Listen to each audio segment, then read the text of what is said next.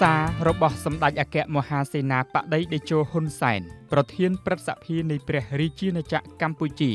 ប្រធានគណៈបកប្រជាជនកម្ពុជាក្នុងឱកាសរំលឹកខួបទី47នៃទិវាជ័យជំនះ7មករាសូមក្រាបថ្វាយបង្គំព្រះថេរានុថេរៈគ្រប់ព្រះអង្គបងប្អូនជនរួមជាតិជាទីស្នេហាថ្ងៃនេះជាទិវាគម្រប់ខួបទី47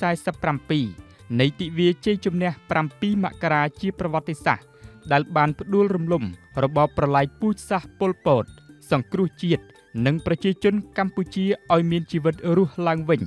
ហើយបើកឡើងនូវសក្តានុពលថ្មីរបស់កម្ពុជាគឺឯករាជ្យសេរីភាពប្រជាធិបតេយ្យនិងវឌ្ឍនភាពសង្គមយើងរំលឹកទិវាជាប្រវត្តិសាស្ត្រនេះឡើងក្នុងស្មារតីចងចាំជានិច្ចនៅឧក្រិដ្ឋកម្មដែលរបបប៉ុលពតបានប្រព្រឹត្តមកលើមាតុភូមិនិងប្រជាជនកម្ពុជាក្នុងរយៈពេល3ឆ្នាំ8ខែនិង20ថ្ងៃនៃរបបដ៏ឃោរឃៅនេះព្រមជាមួយនេះយើងទាំងអស់គ្នាសូមលំអោនកាយគោរពដួងវិញ្ញាណក្ខន្ធរបស់ជនរួមជាតិយើងដែលគ្មានទោសពៃអ្វីទាំងអស់រាប់លានអ្នកដែលត្រូវស្លាប់យ៉ាងអយុត្តិធម៌បំផុតនៅក្រោមរបបប៉ុលពតហើយសូមឧទ្ទិសបួងសួងសូមឲ្យដួងវិញ្ញាណក្ខន្ធរបស់ជនរួមជាតិទាំងនោះបានទៅប្រដេសឋានក្នុងសុគតិភពជារៀងដរាបបងប្អូនជនរួមជាតិជាទីស្នេហាយើងពិតជាមិនអាចបំភ្លេចបានឡើយនៅមហាសោកនាដកម្មរបស់ប្រជាជនដែលបង្កឡើងដោយបនប្រល័យពូជសាសន៍ប៉ុលពតដែលបានចូលមកកាន់កាប់អំណាចចាប់ពីថ្ងៃ17មេសាឆ្នាំ1975នៅក្រោមរបបដ៏យង់ឃ្នងនេះប្រជាជនកម្ពុជាត្រូវបាត់បង់ទាំងស្រុងនៅសិទ្ធិសេរីភាពរបស់ខ្លួនត្រូវបង្ខំឲ្យធ្វើការដូចសត្វធាតុត្រូវទទួលរងទារុណកម្មនិងការកាប់សម្លាប់យ៉ាងព្រៃផ្សៃបំផុតជាមួយគ្នានេះរចនាសម្ព័ន្ធសង្គមជាតិត្រូវបំផ្លាញឲ្យរលាយខ្ទេចខ្ទីដល់ឫសគល់ដែលបានរុញច្រានឲ្យប្រជាជាតិទាំងមូលឈានដល់មាត់រណ្ដៅនៃការរលាយសូន្យនៅក្នុងកលៈទេសៈដ៏ធ្ងន់ធ្ងរបំផុតនេះរណសិរ្សសាមគ្គីសង្គ្រោះជាតិកម្ពុជាត្រូវបានបង្កើតឡើងនៅថ្ងៃ2ធ្នូឆ្នាំ1978ដើម្បីដឹកនាំប្រជាជន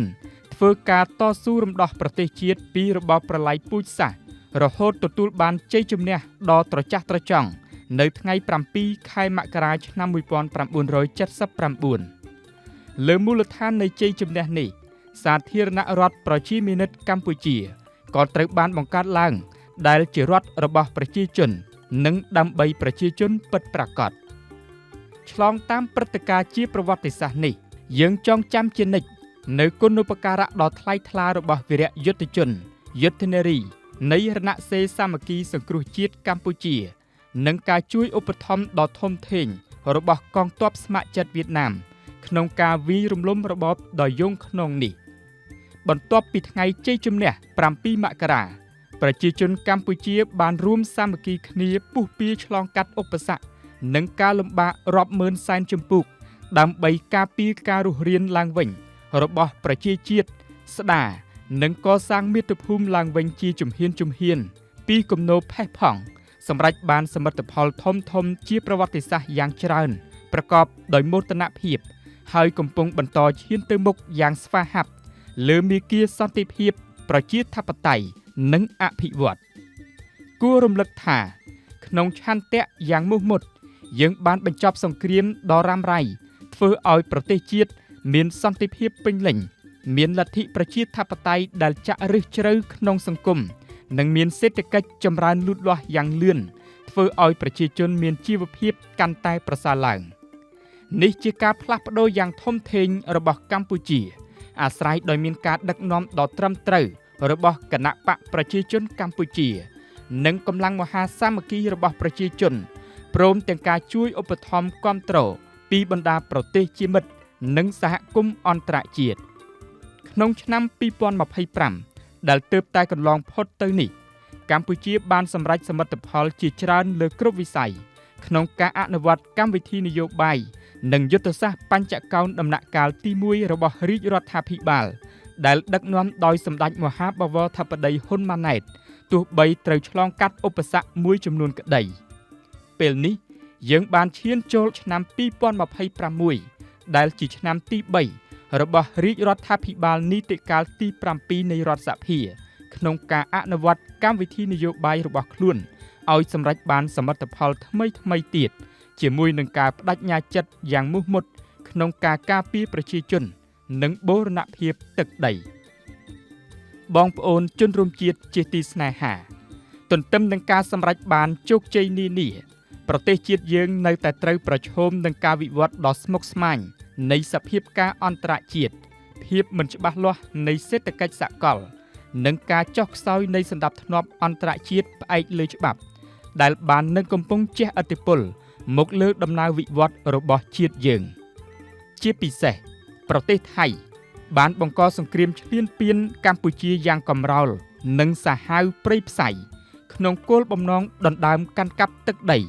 និងប្រាង្គប្រាសាទនានាក្នុងបូរណភាពទឹកដីកម្ពុជានៅតាមបណ្ដោយព្រំដែនក្រោមលេសការពារសន្តិសុខ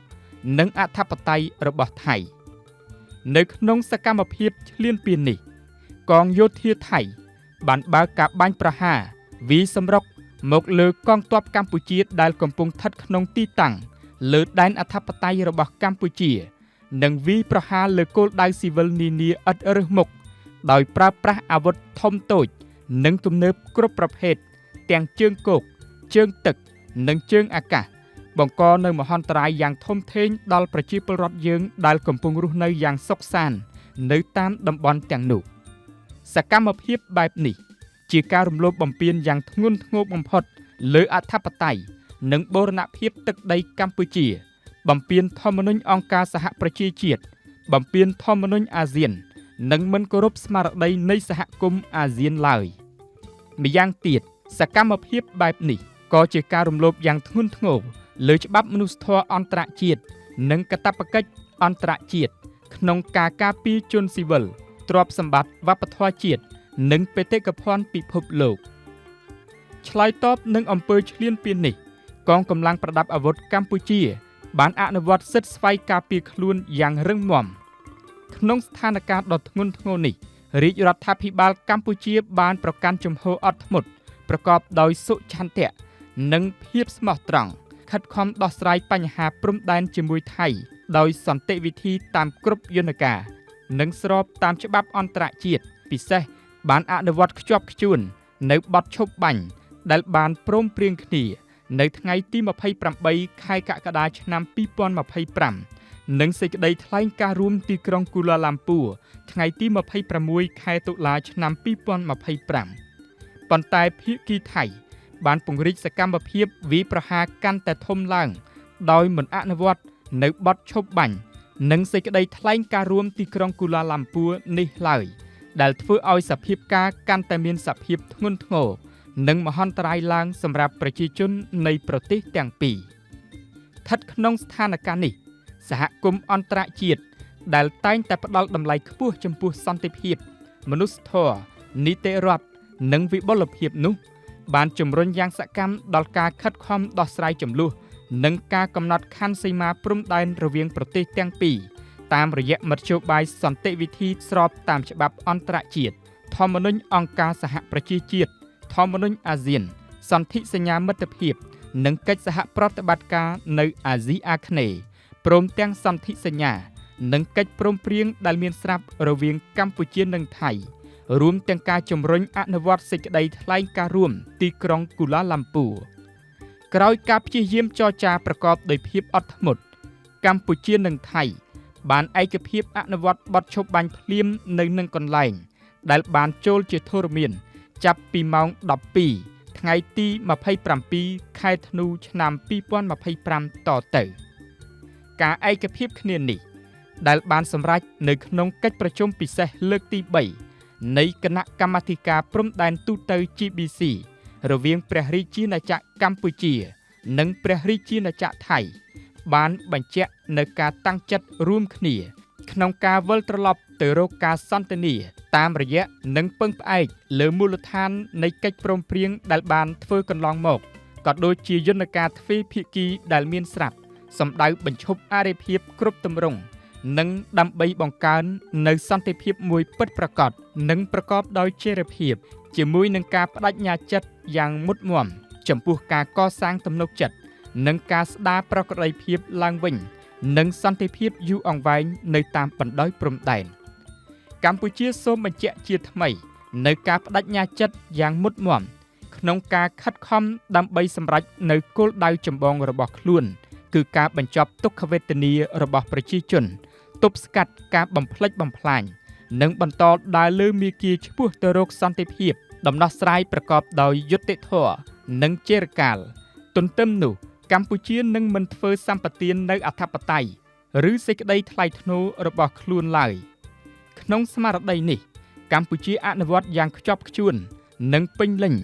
នៅបទឈប់បាញ់ថ្ងៃទី27ខែធ្នូឆ្នាំ2025ក៏ដូចសេចក្តីថ្លែងការណ៍រួមទីក្រុងគូឡាឡាំពូថ្ងៃទី26ខែតុលាឆ្នាំ2025ដើម្បីនាំយកមកវិញនូវសន្តិភាពសម្រាប់ប្រទេសទាំងពីរក៏ដូចដើម្បីសន្តិភាពសន្តិសុខស្ថិរភាពនិងវិបុលភាពនៅក្នុងតំបន់កម្ពុជាសូមថ្លែងអំណរគុណដ៏ជ្រាលជ្រៅបំផុតចំពោះគ្រប់ប្រទេសជាមិត្តនិងសហគមន៍អន្តរជាតិជាពិសេសសហរដ្ឋអាមេរិកសាធារណរដ្ឋប្រជាមានិតចិននិងបណ្ដាប្រទេសអាស៊ានក្រោមការសម្របសម្រួលរបស់ប្រទេសម៉ាឡេស៊ីក្នុងឋានៈជាប្រធានអាស៊ានដែលបានជួយជ្រោមជ្រែងនិងចូលរួមសកម្មភាពក្នុងការស្វែងរកដំណោះស្រាយសន្តិភាពនេះតាំងពីការរៀបចំបទឈប់បាញ់ថ្ងៃទី28ខែកក្កដាឆ្នាំ2025រហូតមកដល់បច្ចុប្បន្នបងប្អូនជនរួមជាតិជាទីស្នេហានៅលើមាគ៌ាឆ្ពោះទៅមុខបន្តទៀតសូមជនរួមជាតិគ្រប់រូបបន្តលើកកម្ពស់ស្មារតីស្នេហាជាតិ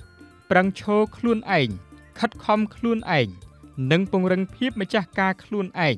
ដើម្បីធានាដល់ការការពារនិងកសាងប្រទេសជាតិយើងខ្ញុំមានជំនឿយ៉ាងមុតមាំថាផ្អែកលើកម្លាំងមហាសាមគ្គីនិងស្មារតីស្នេហាជាតិដ៏មោះមុតយើងពិតជាបន្តយកឈ្នះលើរាល់ឧបសគ្គបានមិនថាឧបសគ្គធំប៉ុណ្ណាឡើយ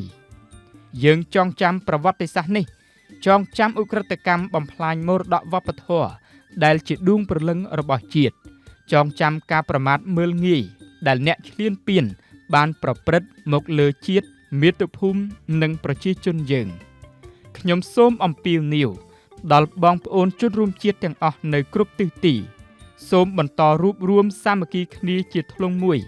ក្រោមបាវចនាជាតិសាសនាព្រះមហាក្សត្រនិងរួមសាមគ្គីជុំវិញរាជរដ្ឋាភិបាលប្រកបដោយជំនឿមុតមាំចំពោះបុព្វហេតុដ៏យុត្តិធម៌របស់យើងសាមគ្គីរស់សាមគ្គីឈ្នះហើយគ្មានអនុភាពណាមកបំផ្លាញឆន្ទៈរបស់យើងបានឡើយខ្ញុំព្រះករុណាខ្ញុំមានសេចក្តីរំភើបឥតឧបមាដែលបានឃើញការចូលរួមដ៏ផុសផុសរបស់បងប្អូនជនរួមជាតិគ្រប់ស្រទាប់វណ្ណៈគ្រប់មជ្ឈដ្ឋានទាំងក្នុងប្រទេសទាំងក្រៅប្រទេសក្នុងការផ្ដល់ការគាំទ្រពេញទំហឹងខាងសម្ភារៈនិងស្មារតីដល់វីរយុទ្ធជននៅសមរភូមិមុខនិងបងប្អូនប្រជាពលរដ្ឋភាគសឹកដែលកំពុងរស់នៅយ៉ាងលំបាកនៅតាមជម្រកសុវត្ថិភាពនានានេះជាស្មារតីសាមគ្គីឯកភាពជាតិនិងជាខឿនការពារជាតិរបស់ប្រជាជនដ៏រឹងមាំជាទីបញ្ចប់ខ្ញុំព្រះករុណាខ្ញុំសូមប្រគេនពរនិងជូនពរបងប្អូនជនរួមជាតិនៅគ្រប់ទិសទីសូមបានប្រកបតែនឹងពុទ្ធពរនិងពរទាំង5ប្រការគឺអាយុវណ្ណៈសុខៈពលៈនិងបដិភិនៈកំបីឃ្លៀងឃ្លាតឡើយថ្ងៃពុធ4រោចខែបុស្សឆ្នាំម្សាញ់សប្បដស័កពុទ្ធសករាជ2569រាជធានីភ្នំពេញថ្ងៃទី7ខែមករាឆ្នាំ2026ត្រាសម្ដេចអគ្គមហាសេនាបតីតេជោហ៊ុនសែន